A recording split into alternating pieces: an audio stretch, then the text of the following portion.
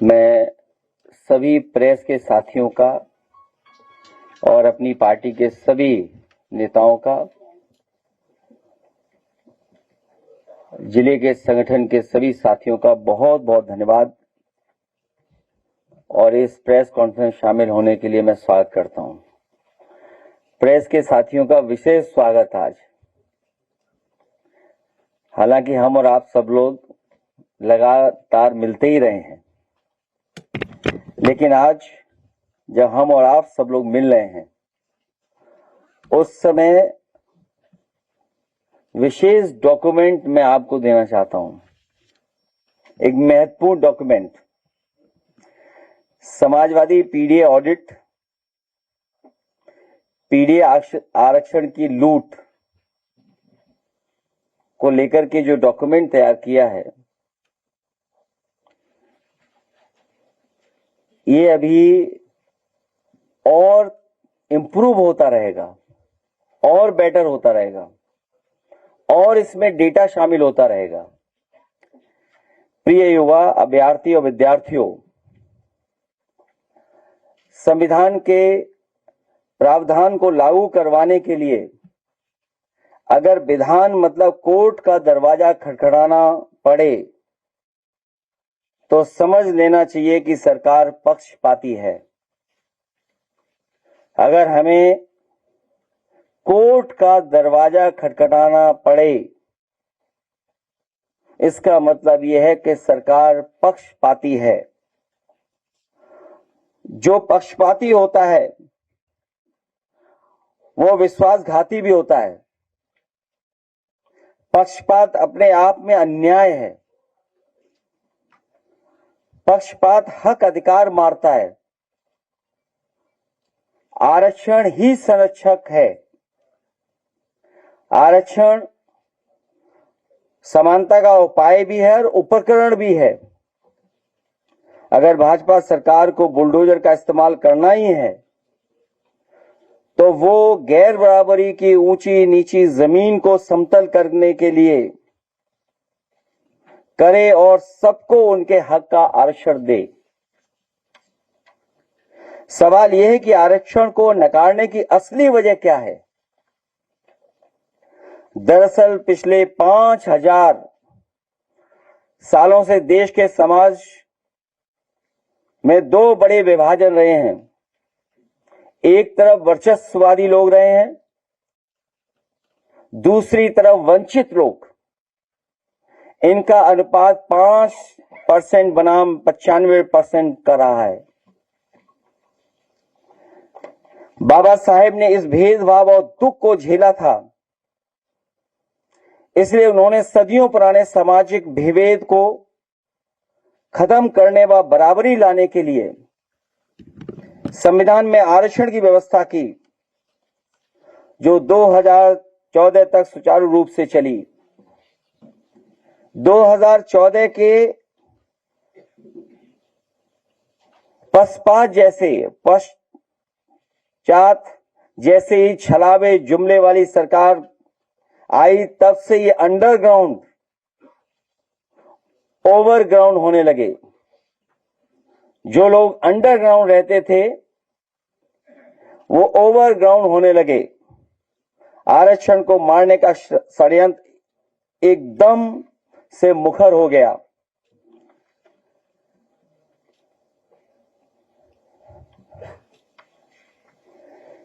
इसके पीछे का मुख्य कारण था कि वर्चस्ववादियों ने माना कि अगर अपना वर्चस्व कायम रखना है तो लोगों के आरक्षण के अधिकार को किसी तरह खत्म करो या सालों के लिए कोर्ट कचहरी के झगड़े में फंसा दो, जिससे वंचित समाज, जिसे आज हम पीडीए कहते हैं, उनकी 1-2 पीढ़ियां बिना नौकरी पाए, बिना अध्यापक या पत्रकार बने रह जाएं और वंचित समाज हारकर हताश होकर बैठ जाए और इनमें चेतना का जो संचार हुआ है उसकी चेन टूट जाए और पीडीए समाज फिर से शारीरिक श्रम तक सीमित हो जाए। मतलब अपनी बुनियादी जरूरतों और रोजी रोटी के लिए ये वंचित समाज केवल मेहनत मजदूरी के कामों में उलझकर ही रह जाए, जिससे वर्चस्ववादी फिर से सत्ताधारी बनकर अपने शोषण उत्पीड़न की व्यवस्था वापस बनाकर अपने परंपरागत सामाजिक स्तर का लाभ कमाते रहें। दूसरी तरफ वर्चस्ववादी आरक्षण की खुली डकैती करके भी ये भी साबित करना चाहते हैं कि अगर हम संविधान की आरक्षण की व्यवस्था सीधे समाप्त नहीं कर सकते हैं तो क्या उसे दूसरे रास्ते से नकार तो सकते हैं। ये वर्चस्ववादी चाहते हैं कि वंचित समाज को धीरे धीरे लगने लगे कि जो संविधान अब तक हमारी ढाल और संजीवनी बनता रहा है उससे भी अधिक शक्तिशाली तो वो वर्चस्ववादी हैं, इसलिए इनकी मनमानी का विरोध ना करें। इसलिए ये नौकरी में आरक्षण मार रहे हैं। एनएफएस नॉट फाउंड सुटेबल का जुमला चला रहे हैं। लेटरल एंट्री से पिछले दरवाजे से अपने वर्चस्ववादी लोगों को सेट करने में लगे हैं, जिससे सब जगह इनके लोग हो जाएं और आरक्षण की मांग धीरे धीरे कमजोर पड़ती जाए। भाजपा संवैधानिक आरक्षण के मामले में सत्ता का फाउल प्ले खेल रही है।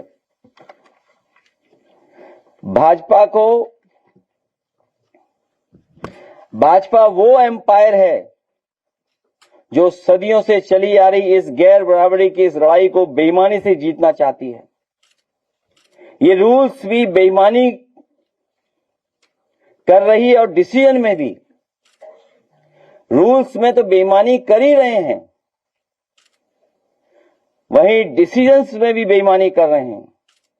इनकी कोशिश तो कोर्ट रूपी थर्ड एम्पायर को भी मैनेज करने की रहती है। भाजपा नहीं चाहती है कि सबको बराबरी का मौका मिले। वंचित समाज को सदियों से पढ़ाई नौकरी से वंचित रखा गया।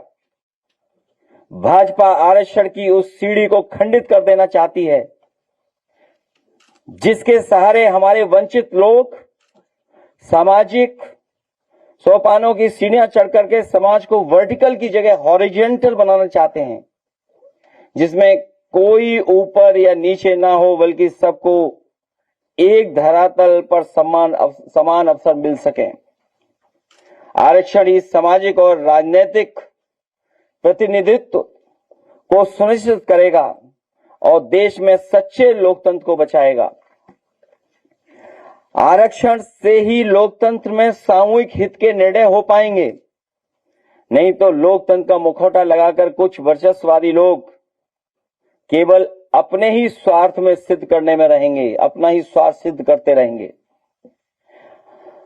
आरक्षण से ही वंचित समाज के खिलाफ हजारों सालों से हो रहा ऐतिहासिक अन्याय मिटेगा। अगर वंचित समाज का कोई व्यक्ति प्रोग्रेसिव डिसीजन लेता है, लैपटॉप बांटता है, एक्सप्रेसवे बनवाता है, डायल 100 बनवाता है या अन्य वर्ल्ड क्लास इंफ्रास्ट्रक्चर के काम करता है तो उसका आवाज गंगा जल से धुलवाया जाता है। आरक्षण इसी वर्चस्ववादी तंग नजरिया को साफ करता है। आरक्षण भिक्षा नहीं, अधिकार है। आरक्षण को मानना संविधान का तिरस्कार है। आरक्षण पीढ़ी की आवाज है। बहुत बहुत धन्यवाद। हमारे 69,000 शिक्षक भर्ती वाले बैठे भी हैं साथी। सबसे पहले विषय आपका ही लिया मैंने, और लखनऊ में या लखनऊ के अलावा इतना संघर्ष किसी ने नहीं किया होगा जितना 69,000 शिक्षक भर्ती के हमारे नौजवानों ने किया।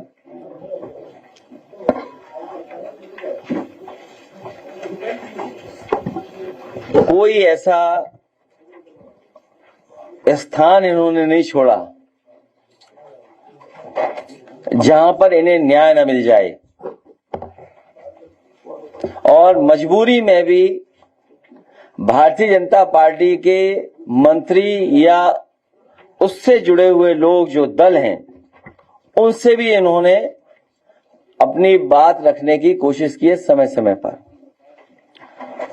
जो इनके साथ हुआ है एक केवल एग्जाम्पलरी है। उनहत्तर हजार शिक्षक भर्ती 2019, संवैधानिक आरक्षण मिलना चाहिए 27%, मिला है 3.86%, जो लूट हुई है वो है 23.14%। अगर बीजेपी को ये लगे कि मैं गलत आंकड़ा दे रहा हूं तो आज ही कुछ ब्लैक बोर्ड पे उन्होंने लिखा है। बीजेपी को लगे कि कोई आंकड़ा गलत दिया है तो आंकड़ा ठीक कर दें। 69,000 शिक्षक भर्ती 2019, ओबीसी का आरक्षण 27%, मिला 3.86%, लूट हुई 23.14%। वहीं एससी को आरक्षण, जो संवैधानिक आरक्षण मिलना चाहिए वो है 21%, उनको आबादी के हिसाब से मिला है।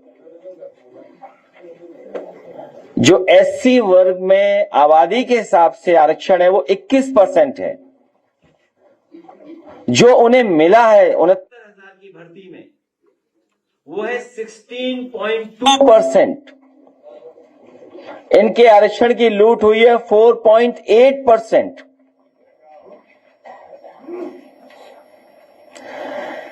राष्ट्रीय पिछड़ा वर्ग आयोग की रिपोर्ट में पीडीएफ वर्ग के सीटों के घोटाले को उन्होंने स्वीकार किया, माना कि कितनी संख्या है उसके घोटाले की। वो संख्या हमारे 69,000 वाले नौजवान बैठे वो जानते होंगे। लगभग 20,000 राष्ट्रीय पिछड़ा वर्ग आयोग की रिपोर्ट में पीडीए वर्ग की जो सबको मिलाकर के लूट का आंकड़ा बनता है लगभग 20,000 लोगों का, सीटों का। उत्तर प्रदेश सरकार ने 2022 चुनाव से पहले स्वयं स्वीकार किया कि शिक्षक भर्ती में आरक्षण लूट हुई और 6,800 पदों की एक अतिरिक्त चयन सूची जारी की थी। ये भी कोई बात गलत नहीं है, बताइए 69,000 वालों। जब उन्हें लगा कि ये नौजवान और जनता में संदेश आरक्षण के लूट का जाएगा तो इनको बहलाने के लिए और जनता में संदेश देने के लिए उन्होंने कहा कि हम उत्तर प्रदेश सरकार ने 2022 चुनाव से पहले स्वयं स्वीकार किया कि शिक्षक भर्ती में आरक्षण लूट हुई है। और पहले पेज पे पढ़ लो। अरे कोई और खबर आई है, कोई घटना हो गई? अरे जल्दी जाओ जाओ जाओ, अच्छा तब ठीक। नहीं ये तो सीरियस है, नहीं पर्सनल है कि बेटे है तो दुख तो होता ही है। नहीं ठीक है, जाना है। कहाँ अस्पताल पहुंच गया? किस में है? अच्छा सीतापुर में है, ठीक है। अरे तो हाँ, सबसे शर्मनाक यह था कि सरकार ने एसटी वर्ग की, अब देखिए शेड्यूल्ड ट्राइब के जो पद हैं 1133, जो शेड्यूल्ड ट्राइब के पद थे 1133 पदों को खाली छोड़ दिया। अब सरकार की ही माने तो पीडीए वर्ग के 7933 और 6,800 प्लस 1,133 पदों की लूट हुई है। अगर ये डेटा गलत है तो सरकार बताए।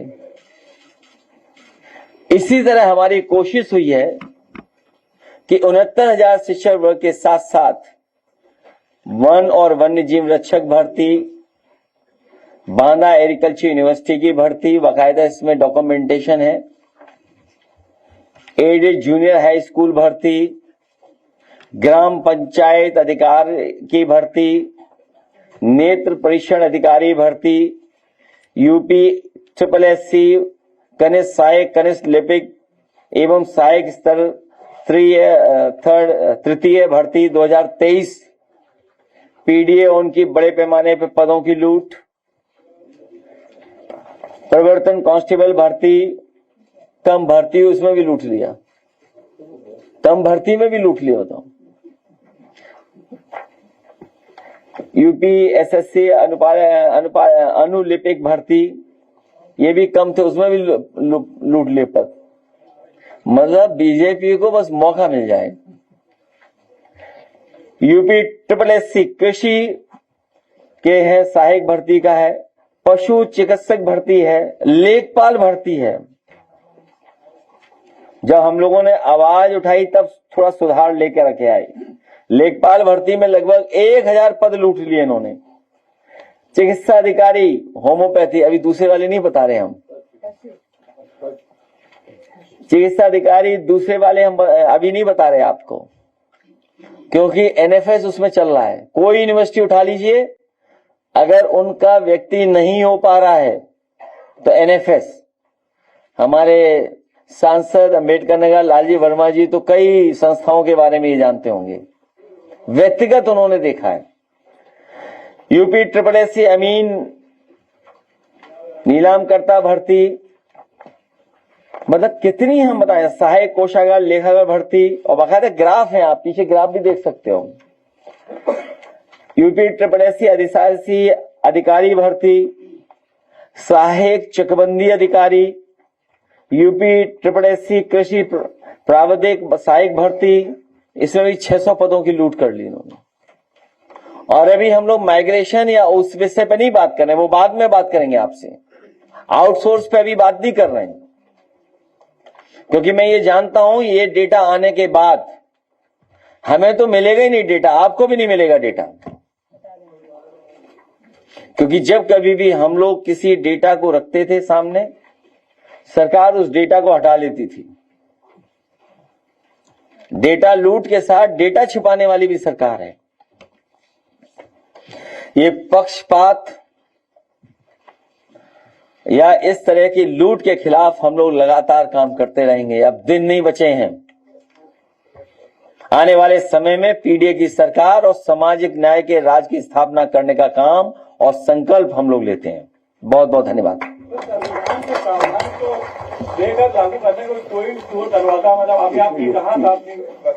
हाँ, वो प्रिंट है, मिस प्रिंट है, वो पूरे ही पद खा गए, वो इसलिए ऐसे लिखा है।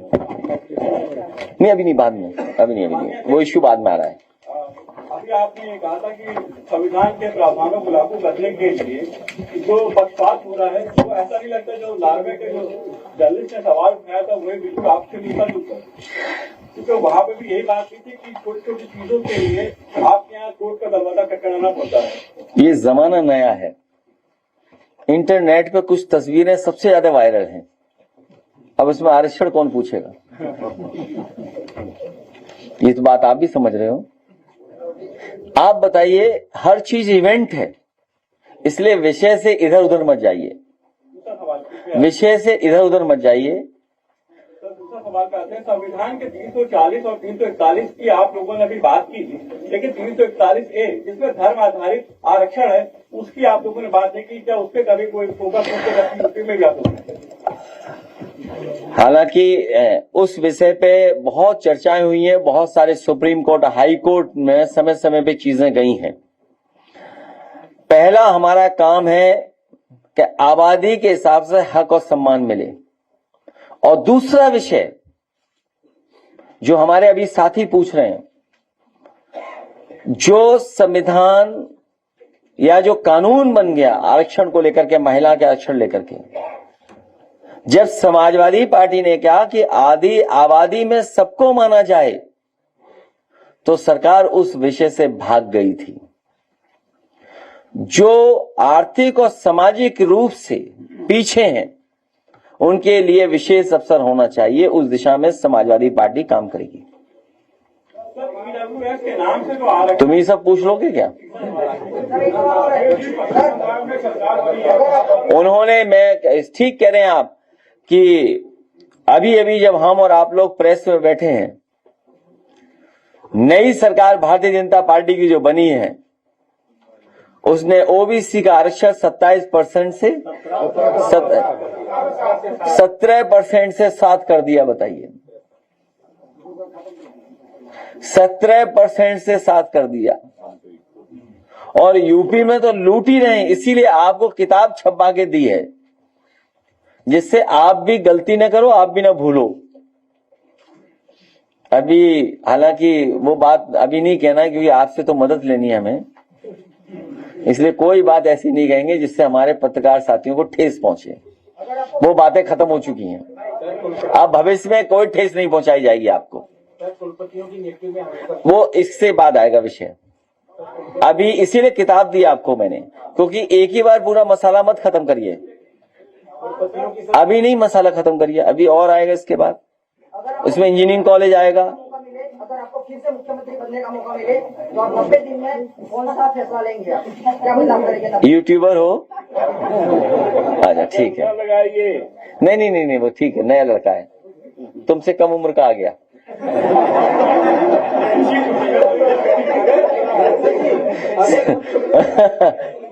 एक मिनट, ये साथी ने सही पूछा। एक मिनट यार, ये रुक जाओ अभी। मेरे क्या नाम बेटा?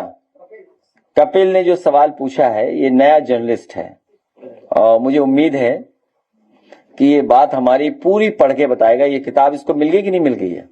किताब मिल गई? हाँ। तो पहले 90 दिन में पहले पेज पे जो लिखे हुए हैं, 69,000 शिक्षक भर्ती की मदद करने का काम करेंगे, उनको न्याय दिलाने का काम करेंगे। और 90 दिन में जाति जनगणना करा करके दिखा देंगे। 90 दिन में। टेक्नोलॉजी तो समझते हो ना? हाँ, पर तब ठीक है, बैठ जाओ। तुम्हारी उम्र से छोटा है, आ गया। मैं उम्मीद करता हूं ये कपिल कभी योगी जी से भी सवाल पूछेगा। इसको इतनी हिम्मत और साहस दीजिए। अपने साथ लेते जाना, अपने साथ लेते जाना। अलाउड नहीं हुआ? हाँ, पूछिए। सबसे सीनियर जर्नलिस्ट हैं, सीनियर जर्नलिस्ट हैं। इस तरीके सरकार ने आरक्षण दूंगा, अगर इसी तरीके से वोट फिर आपकी सरकार क्या? ये बात बताने की नहीं है, उस पर हम लोगों को काम करने की आवश्यकता है। और अभी अगर हम बता देंगे आपको, तो अभी बीजेपी को बता दो जाके आप। इसलिए कोई भी रणनीति जीतने वाली, क्या आपको पता था किताब में क्या छप के आ रहा है? नहीं पता था ना? लेकिन सर, ये सवाल जनता के मन में भी है कि अगर अभी अभी हारे हैं बीजेपी के लोग, इसी तरह फिर हराएंगे इनको। जनता के सामने किसी की भी ताकत चलने वाली नहीं है, कोई भी ताकत चलने वाली नहीं है जनता के सामने। और आपने देखा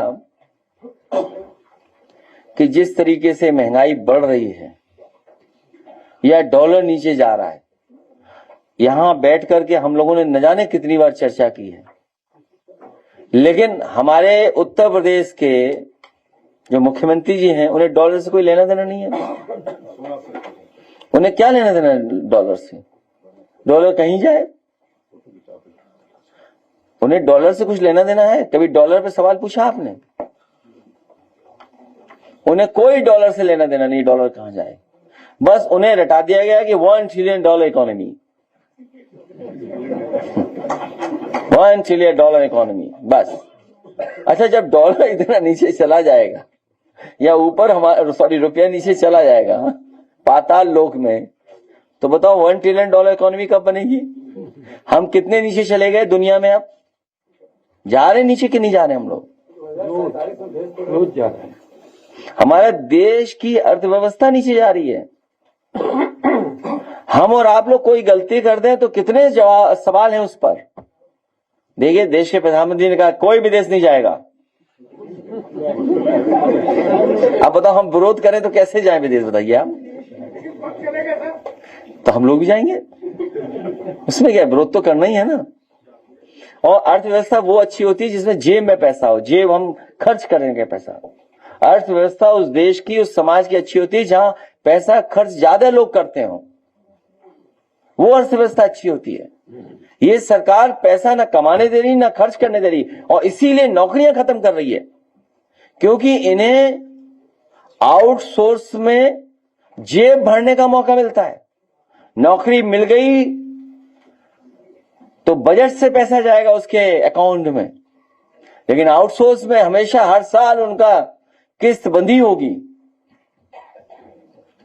और उस पर भी हम लोग अगली प्रेस करेंगे आने वाले समय में, अभी नहीं बताएंगे आपको। नार्वे के एक अखबार में जो रैंकिंग में, मीडिया रैंकिंग में नंबर 1 पे है, उसने मोदी जी को सपेरा और मीडिया को स्टार बना के अखबार में भी दिखाया है। तो भारत तो स्नेक चामच का देश रहा है, ये कोई नई बात थोड़ी है। ये तो विश्व गुरु और भारतीय जनता पार्टी को सोचना चाहिए कि वो अच्छी बात है कि खराब बात है।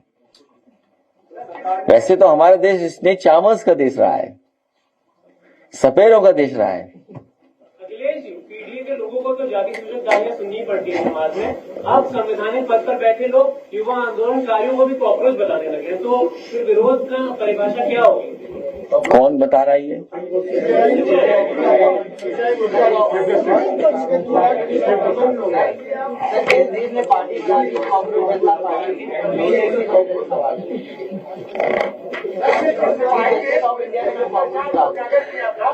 भाजपा वो एम्पायर है जो सदियों से चली आ रही इस गैर बराबरी की इस लड़ाई को बेईमानी से जीतना चाहती है।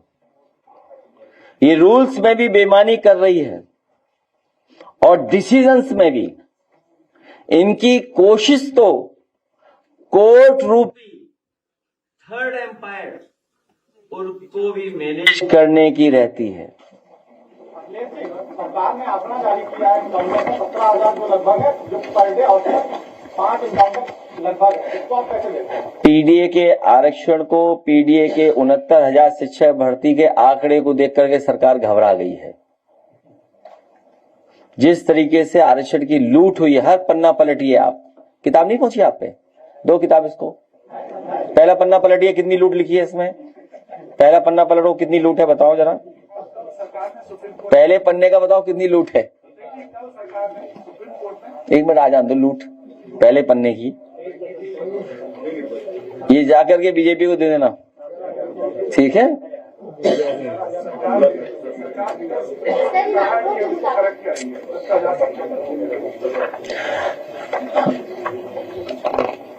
सरकार हर पन्ने को ठीक कर दे।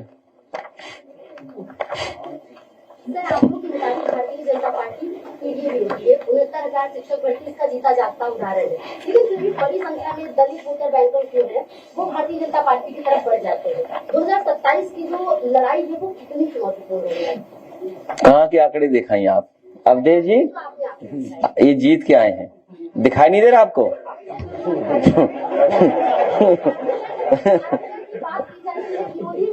इसका भी जीता जाता उदाहरण है, लेकिन बावजूद इसके भी जीत रहे हैं लगातार, कोई को बचे। कौन सा चुनाव? देखिए, ये सही है कि नहीं, ये सही है कि बहस को बदलना बीजेपी से सीखे। 24 के जिक्र ही नहीं करते, किसी पैनल में पता कर लो आप, 24 के चुनाव की चर्चा ही नहीं करती बीजेपी। याद रखना आप, डेमोक्रेसी में और इलेक्शंस का एक बार मूड जिस तरफ बन जाता है वो उसी तरफ दिशा में चलता है। बीजेपी का ग्राफ लगातार पीडीए और समाजवादी पार्टी नीचे ला रही है, लगातार समाजवादी पार्टी और पीडीए के साथी मिलकर के बीजेपी का ग्राफ नीचे ला रहे हैं। और 24 में देखो उनका ग्राफ कितना पहुंच गया नीचे। और समाजवादी पार्टी के साथियों का और पीडीए के लोगों का लगातार ग्राफ ऊपर बढ़ता चला जा रहा है, उसकी चर्चा नहीं कर रहे हैं वो लोग। चाहे वो आपका 19 का चुनाव हो, 22 का चुनाव हो, 24 का चुनाव हो, समाजवादी पार्टी और समाजवादी पार्टी के साथ पीडीए का ग्राफ लगातार बढ़ रहा है और बीजेपी का ग्राफ लगातार नीचे जा रहा है। जो नीचे जाता है वो फिर रुकता नहीं, नीचे ही चला जाता है। ऊपर बढ़ने वाले को रोक नहीं सकते आप। सर एक मॉडल है तमिलनाडु का आरक्षण और एक प्रदेश का, और जो तमिलनाडु का मॉडल है वहाँ पे सर प्रति व्यक्ति आय लगातार लोगों की बढ़ रही है और उत्तर प्रदेश में घट रही है। तो आरक्षण की जो लूट हो रही है क्या उससे लोगों की आर्थिक स्थिति और तमाम समाज वो जो हम पूरे आपको पॉइंट दे देंगे, आपका जवाब उसमें मिल जाएगा, पूरा वही का वही लिख देना जो अभी दिया है हम लोगों ने। किसने?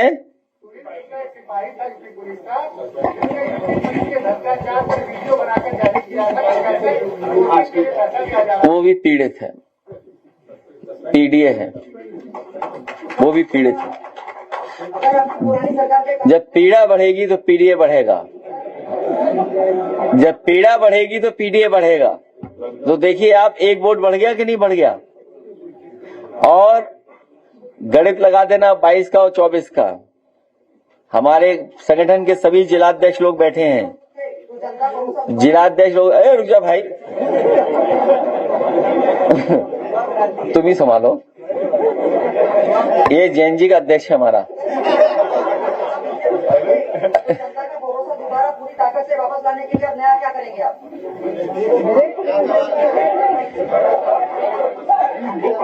कोई बात नहीं, कोई नहीं। ये हमारे पार्टी के जितने भी साथी हैं, संगठन के लोग, 5 वोट भी अगर बूथ पे हम लोग बढ़ा ले जाएंगे, 5 वोट भी पर बूथ, तो बीजेपी का पता नहीं लगेगा। इसीलिए बीजेपी घबराई हुई है, इसीलिए बीजेपी घबराई हुई है। और सबसे कठिन, सबसे महत्वपूर्ण लड़ाई उत्तर प्रदेश की होने जा रही है। हमें हर एक से लड़ना पड़ेगा, लेकिन हमें पूरा भरोसा है उत्तर प्रदेश की जनता पर कि इस बार समाजवादियों की ऐतिहासिक जीत होगी, पीडीए की सरकार होगी, सामाजिक न्याय के राज की स्थापना होगी। हाँ, एक बच्चे, ये नौजवान कुछ पूछ रहा था। क्या है बेटा नौजवान? ये अगर आपकी पुरानी सरकार के काम इतने मजबूत थे तो जनता भरोसा दोबारा पूरी ताकत से वापस लाने के लिए नया क्या करेंगे? अभी इसको SCL भेजो। मेरे साथी एक काम करना, पॉकेट मनी है कि नहीं है? ठीक है, 2000 रुपए हमारी तरफ से भी इसको पॉकेट मनी दीजिए। और इसलिए पॉकेट मनी दे रहा हूं मैं कि ये प्लासियो मॉल जाए, वहां स्टारबक्स की कॉफी पीना, क्योंकि पैसे देने पड़ेंगे ना। स्टारबक्स की कॉफी पीना, पूरा मॉल देखना आप। वो मॉल बीजेपी ने बेच दिया, वो सरकार का मॉल था। इसके बगल में आपको इंटरनेशनल स्टेडियम मिलेगा। हमारे मुख्यमंत्री जी तो 3 टप्पे के बाद भी बल्ला हवा में घुमाते हैं। और फिर तो पॉकेट मनी बढ़ाना पड़ेगा। ठीक है जैन जी, डन। तो तुम थोड़ी जैन जी हो, गाइड चाहिए होगा ना जैन जी को एक। तो इसलिए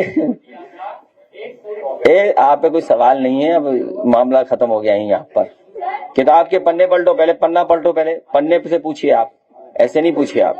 तो इसलिए मैं अपने सभी साथियों से और जो अपने संगठन के लोगों से कहूंगा कि आज हमारी आपकी प्रेस हुई है, ये सभी कागज, सभी चीजें आप तक देंगे। 1 हफ्ते के अंदर, 1 हफ्ते के बाद आप लोग भी लगातार गांव-गांव, घर-घर, मोहल्ले इसको पहुंचाना शुरू कर देना, क्योंकि जैसे ही आप इसको पहुंचाने से फ्री होंगे, तब तक दूसरी किताब और आपको इसी तरह मिल जाएगी दूसरे विषय पर। जब तक बीजेपी इसका जवाब ढूंढेगी, तब तक दूसरी किताब पहुंच जाएगी। मैं जानता हूं बीजेपी जवाब नहीं ढूंढेगी, बीजेपी के पास कोई जवाब नहीं है।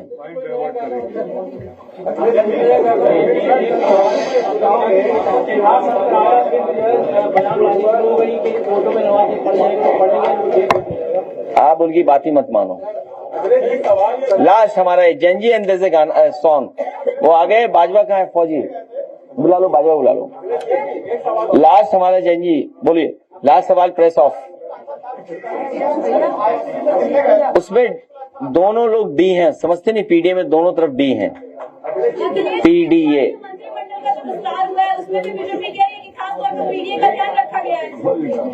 और झुंझुनू किसको दिया है? सूक्ष्म लघु और क्या था? राजनीतिक पेंशन, नहीं, राजनीतिक पेंशन। राजनीतिक पेंशन और हमारे यहाँ एक मंत्री बनाए गए हैं, वो शायद नहीं कायदे नहीं, अरे नहीं हमारे यहाँ का भाई नहीं दिया, छोड़िए देख लेना डेटा, हमने पता याद नहीं मुझे। नहीं वो हमारे यहाँ के तिरवा का हाँ जो भी है,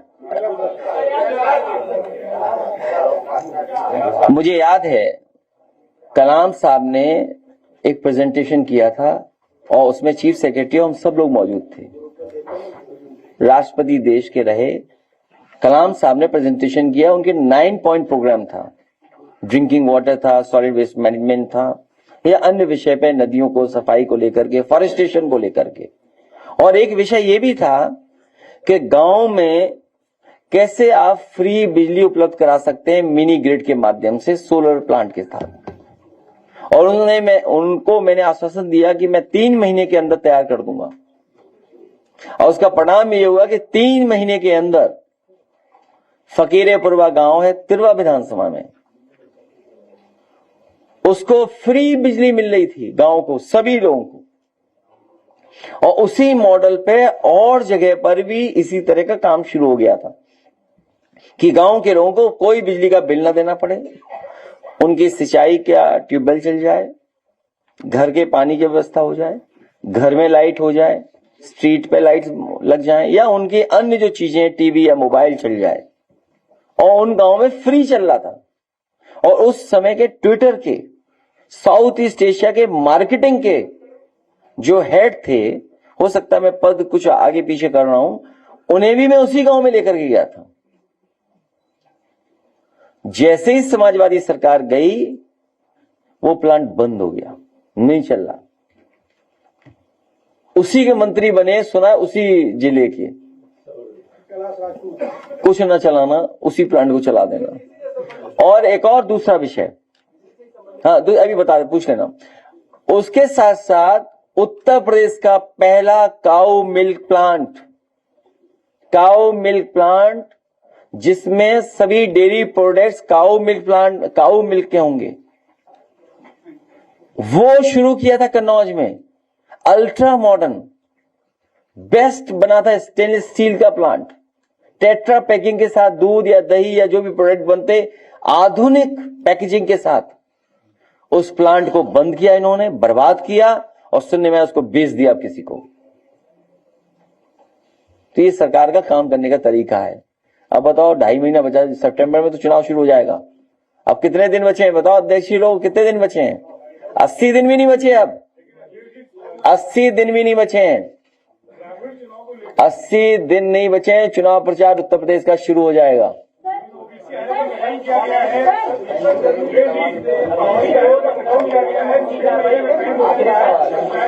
क्या चीज, किसका गठन किया गया है? तुम्हें क्या लगता है किस लिए गठन किया गया हुआ? अरे छोड़िए ना, क्या गठन किया उन्होंने? यहाँ सरकार हटाने में हम लोग लगा रहे हैं काम, तुम मेरे गठन कर लिया किसी चीज का। लास्ट सवाल अभी इनका, सेकंड लास्ट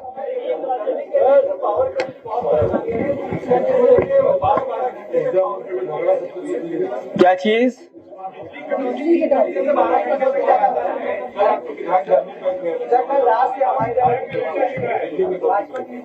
देखिए, भारतीय जनता पार्टी ने कोई बिजली बनाने का बड़ा कारखाना उत्तर प्रदेश में नहीं लगाया, और मुख्यमंत्री जी पता नहीं क्यों नाम लेने से भी घबराते हैं। 6 सुपर क्रिटिकल थर्मल प्लांट, कारण कुछ भी हो, लेकिन बिजली का कारखाना ही नहीं लगाया। और बिजली खरीद करके देने के लिए किसने रोका है? और जो इंफ्रास्ट्रक्चर चाहिए, ट्रांसमिशन लाइन, सब स्टेशन, जितना स्ट्रेंथन समाजवादी सरकार में हुआ उसको स्ट्रेंथन ही नहीं किया, और उसका परिणाम ये हुआ कि बिजली आज होने के बाद भी नहीं दे पा रहे होंगे ये लोग। भारत सरकार ने सर चीनी एक्सपोर्ट पे बैन लगा दिया है। उत्तर प्रदेश सबसे बड़ा चीनी उत्पादक प्रदेश है। अब क्या इन्फ्लेशन को कम करने, महंगाई को कम करने के लिए किसान अपने जेब से पैसा देगा, क्योंकि चीनी एक्सपोर्ट जब बंद है चीनी मिलों के पास जो चीनी स्टॉक है वो उसको बेचेंगे कैसे? अगर नहीं बेचेंगे तो फिर जो पेमेंट की प्रक्रिया है वो कैसे होगा? आने वाला गन्ना कैसे खरीदेंगे? तो गन्ना किसानों के लिए उत्तर प्रदेश के 60 लाख गन्ना किसान, इस संकट का एक ही सॉल्यूशन है, भारतीय जनता पार्टी को हटाओ और हमारे जैनजी लास्ट।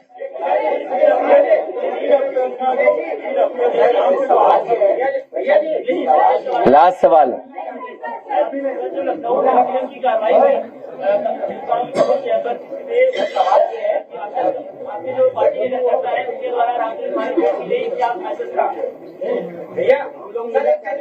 अभी मिलेंगे। जल जीवन के लिए केवल एक ही हमारा वो है, हमारी ये चीजें क्यों खराब कर रहे हो? इतनी किताब दी हमने आपको, जाओ किताब पढ़िए जाकर के। सर सवाल मेरा मुद्दा दूसरा था, मगर आपने कहा कि आरक्षण पर ही बात करनी है। ये बताइए, क्या मीडिया के क्षेत्रों में आप आरक्षण का समर्थन करते हैं? हम मीडिया के लोगों को मालिक बना करके उन्हें आरक्षण देंगे। हम तुम्हें मालिक बनाना चाहते, तुम आरक्षण मांग रहे हो, हम तुम्हें मालिक बनाना चाहते हैं। हम मीडिया के हमारे पत्रकार साथियों को मालिक कैसे बनाए उसके लिए योजना लेकर के आएंगे। नहीं, आप बीबीसी देखो, क्या है बीबीसी।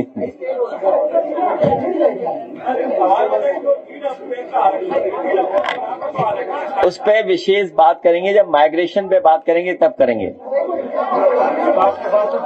आयो सब लोग खड़े हो जाएंगे तो हो जाइए सब, लेकिन किताब ऊपर रखोगे तो आएंगे।